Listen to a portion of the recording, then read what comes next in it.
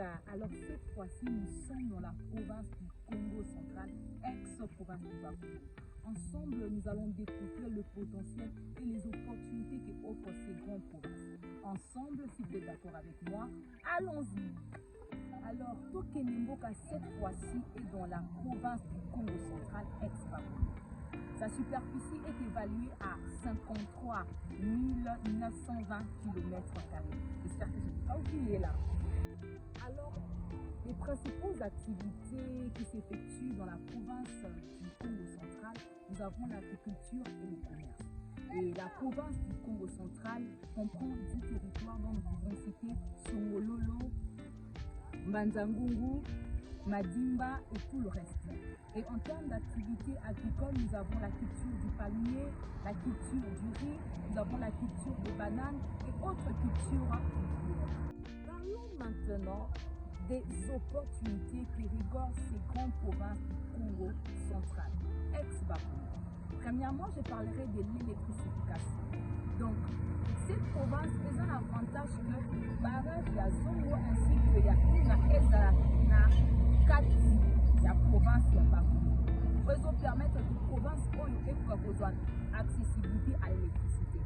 Deuxièmement, je serai en train de vous parler de l'accès à l'océan, qui nous donne la facilité d'ailleurs d'avoir les différents ports que la province du Bakongo contient.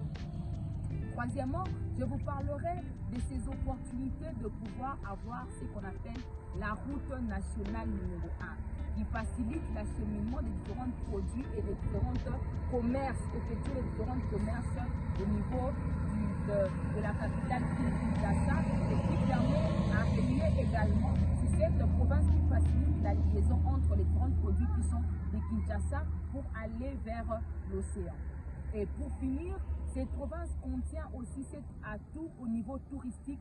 Vous serez d'accord avec moi que la province du Bakongo, c'est parmi les provinces touristiques au niveau de la RDC, mais aussi ceux qui proviennent de la capitale qui est Kinshasa ont la facilité d'accéder, grâce bien sûr au national, à la route nationale numéro 1, de pouvoir venir visiter la province du Bakongo et qui permet aussi le développement de cette province du Congo central. Alors, quels sont les problèmes auxquels cette province du Congo central est en train de faire face? Premièrement, nous avons un problème au niveau industriel. Il n'y a pas suffisamment d'industries qui se sont basées et transforment les différents produits agricoles au niveau de la province. Deuxièmement, la province est en train de souffrir d'un problème logistique. Hormis la route nationale numéro 1, il n'y a pas ce qu'on appelle des routes secondaires pour permettre par exemple aux différents territoires dont j'ai parlé de Lila, Songololo, Madimba, de pouvoir se relier, Banzangugu, de pouvoir se relier pour permettre le développement de la province.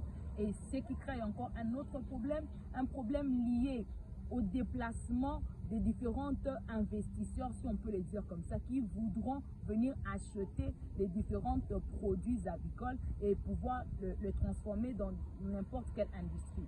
Et un dernier problème, c'est que la province du Congo central n'a pas, elle est bien sûr agricole comme activité principale, l'agriculture, c'est qu'il n'y a pas ce qu'on appelle la création des coopératives. Les coopératives sont là, mais à nombre minimum. Mais non simplement cela, ces coopératives-là ne sont pas accompagnées. Ce qui fait que la province produit, mais n'arrive pas à bien produire à capacité industrielle, mais aussi à capacité de pouvoir alimenter le centre-ville, parce que les semences causent problème, mais aussi les problèmes liés au matériel. Les engins qui sont utilisés dans le domaine agricole ne sont pas adéquats. Les tracteurs ne sont pas adéquats. Et cela empêche ce qu'on appelle le développement de la province. Mais comprenez ensemble avec nous, c'est que le concept Kenemboka ne vient pas simplement exploiter les opportunités et le problème, il vient aussi vous aider à comprendre ce que vous pouvez venir faire ici. Alors continuez à nous suivre pour comprendre cela ensemble. Le concept Kenemboka ne vient pas simplement étaler les problèmes, les inquiétudes du province, mais nous avons aussi pour objectif d'aider les entrepreneurs, les investisseurs à comprendre les atouts que récoltent les provinces avec l'idée de venir investir pour permettre le développement de ces différentes provinces, des 10 territoires pouvez venir faire ici. Premièrement, la transformation des produits agricoles. Tantôt que j'étais en train de dire, la province du Bas-Congo produit beaucoup de produits agricoles, entre autres les riz, le chou, le banane, l'huile de palme, les cultures vivrières, les cultures maraîchères, les cultures pérennes, plusieurs, cacao et autres. Mais ces produits-là n'ont pas ce qu'on appelle la valeur ajoutée. Quand un entrepreneur vient travailler, industrialiser les milieux ou la province ou ses territoires avec l'objectif d'ajouter de la valeur, ces cacao peut être transformé en poudre, en chocolat, en plusieurs autres variétés de produits qui peuvent permettre le développement non simplement d'une communauté, mais le développement de toute une nation.